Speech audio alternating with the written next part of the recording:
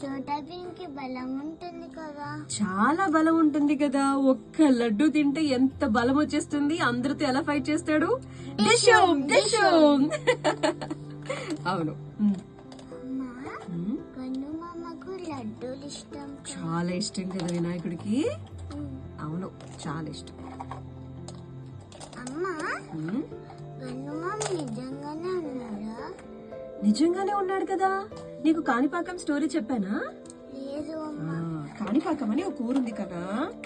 కాణిపాకంలో 3 అన్నదమ్ములు ఉండేవారంట అప్పట్లో. అయితే 3 అన్నదమ్ములు కూడా అవిటి వాళ్ళు అనమాట. ఒకరికేమో కళ్ళు కనిపించవు, ఒకరికేమో మాటలు వినిపించవు, ఇంకొకరేమో మాట్లాడలేరు. అయితే ఆ 3 కూడా ఒకరికి ఒకరు అన్నట్టుగా ఉండేవారు. వారికేమో కొంచెం పొలం ఉందంట ఆ ఊర్లో. ఆ పొలం లోపల ఒక చిన్న బావి ఉందట. పాపం ఒకసారి ఏమైందంటే వాళ్ళకి కరువు వచ్చింది. కరువు అంటే పాపం తినడానికి తిండి లేదు, తాగడానికి నీళ్లు లేవు.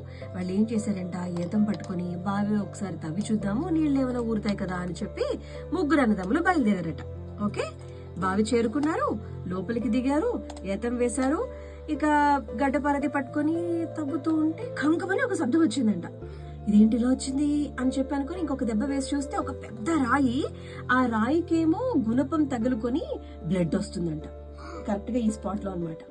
అయ్యో ఇదేంటి, రాయిలో నుంచి రక్తం రావటం ఏంటని చెప్పి ఆశ్చర్యపోయారు.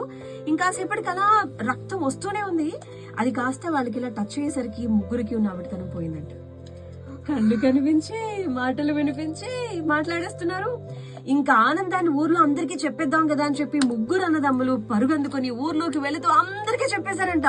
ఇలా మా బావిలో ఒక పెద్ద రాయి ఉంది, ఇలా గుణపం తగిలింది, రక్తం వచ్చింది, మేము అది ఇలా ముట్టుకున్నామో లేదో మాకు ఇలా స్వస్థత వచ్చింది అని చెప్పేసి అంటే వాళ్ళందరూ ఇదేదో దేవుడు మహత్యం అని చెప్పేసి వచ్చేసి తీరా తవ్వి చూస్తే అది మామూలు రాయి కాదు కన్నయ్య, వినాయకుడి విగ్రహం. ఇంత వినాయకుడు ఉన్నాడు, ఎంత అందంగా ఉన్నాడు. ఇంకేముంది, కొబ్బరికాయలు అవి తీసుకొచ్చేసి పూజలు అవి స్టార్ట్ చేస్తే ఆ కొబ్బరి నీళ్లు అలా పారి పారి పారి కాని పారకం కాస్త కాణిపాకంగా మారిపోయిందనమాట. తెలుసా, అప్పట్లో ఇంత వినాయకుడు ఉన్నాడు కదా. ఎవరన్నా పెరిగి పెద్దవాళ్ళంటే ప్రాణం ఉండాలి కదా. మరి ఆ వినాయకుడిలో ప్రాణం ఉంది అంటానికి ఫస్ట్ సాక్ష్యం ఏంటి? రక్తం రావటం. తర్వాత అప్పుడు వాళ్ళకి నూతిలో బావిలో నీరు ఊరుతూ ఉన్నప్పటికీ వినాయకుడు కొన్ని సంవత్సరాలుగా పెరుగుతూ పెరుగుతూ పెరుగుతూ వచ్చారు. ఇప్పుడు ఆ బావిని మించి పెరుగుతూనే ఉన్నారు, ఇంకా నీళ్లు ఊరుతూనే ఉన్నాయి. ఇంకొక విషయం తెలుసా, అప్పట్లో ఆయనకి వేసినటువంటి ఆ వెండి కవచాలు గాని మిగతా అలంకారాలన్నీ ఇప్పుడు సరిపోవటం లేదట.